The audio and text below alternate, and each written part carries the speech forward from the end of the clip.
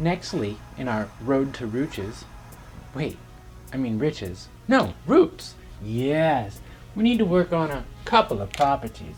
These properties are going to help us simplify roots.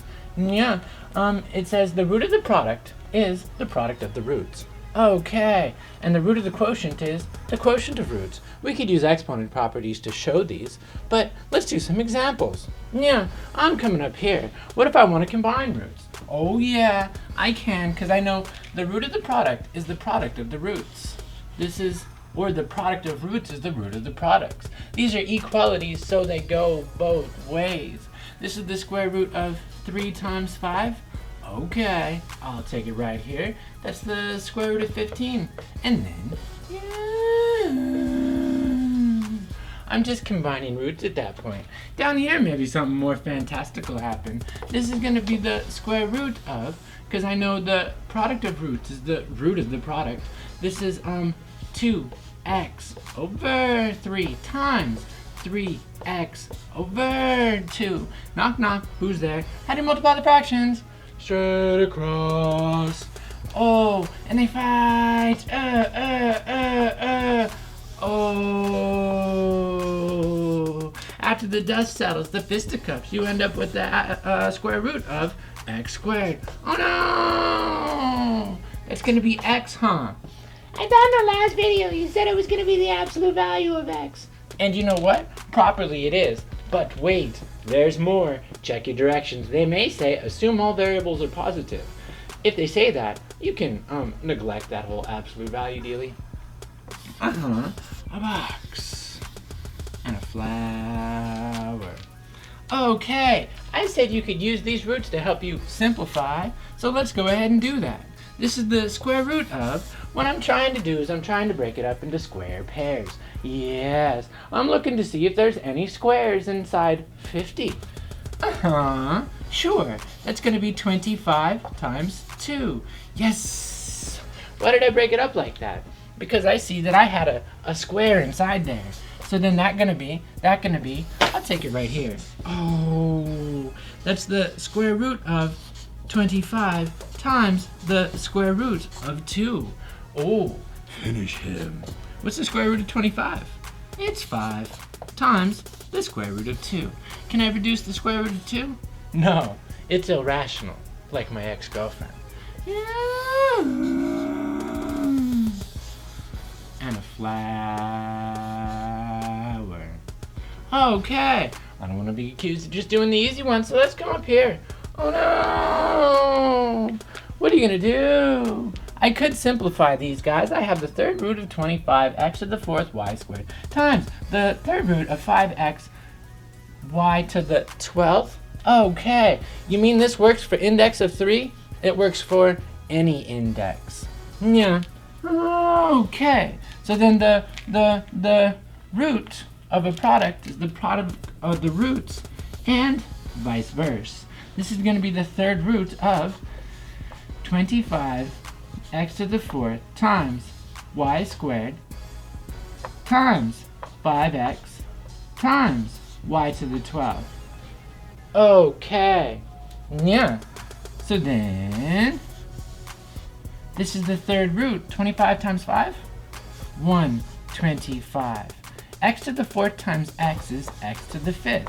Because you got the same base and you're multiplying. What do you do to their exponents? Add them. Yes. Times y to the 12 and 2 is 14. Okay. Finish him. Now, is 25 the cube of anything? It's the cube of 5. I'm stepping some skips. The skips I was stepping were in the last example. Yeah, where I would actually break them up into their individual roots and then show all that good stuff. But the square root of 20, or the third root of 25 is 5. So a 5 gets to go on the outside. Why? Because 5 times 5 times 5 is 125. Okay, so if I have 5 x's underneath the roots, and for every 3, 1 gets to come out, looks like 1 x gets to come out and 2 stay inside. Yeah. So inside that third root, I'm going to have 2 copies of x. Go ahead, line them out, circle the triples. So there's 14 here. 3 goes into 14 how many times? 4? Sure, because 4 times 3 is 12. So then 4 y's get to come out. Why? Because there's 3 triples in 12.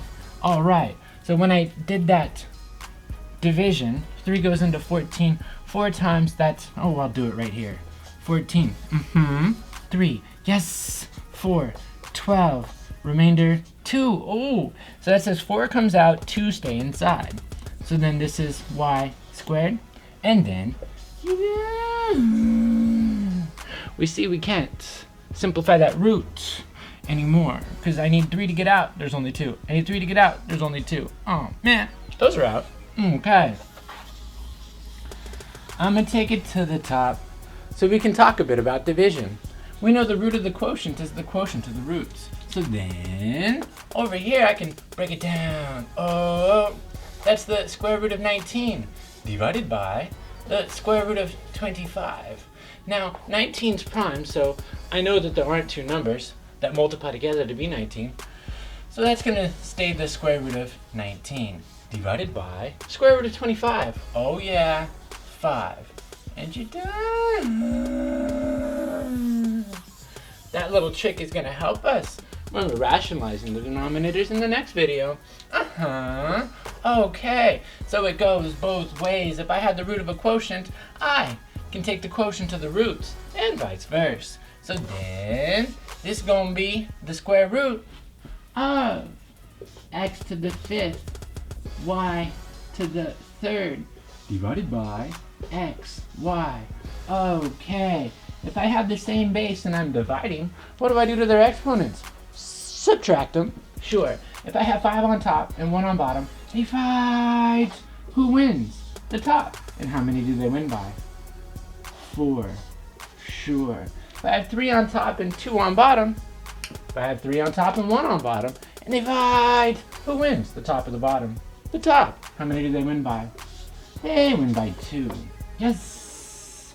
So then the root of the product is the product of the roots, and I can simplify that further. And if there's 4 inside, then I'm looking for pairs, correct? Yes. So then 2 x's get to come out, and 1 y gets to come out. And if your directions say, assume all variables are positive, then we don't need our absolute values. Now I'm down here on this last one. Lastly, tough one. Oh boy.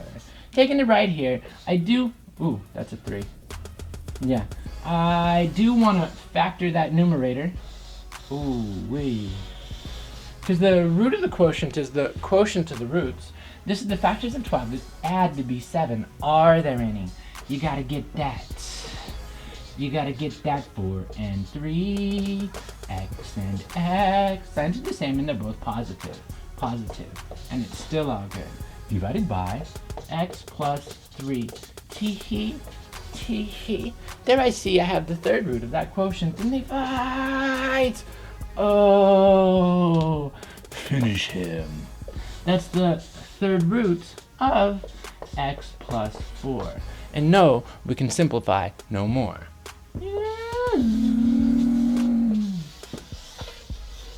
And a flower. Can you see that? Or is it too? Yeah.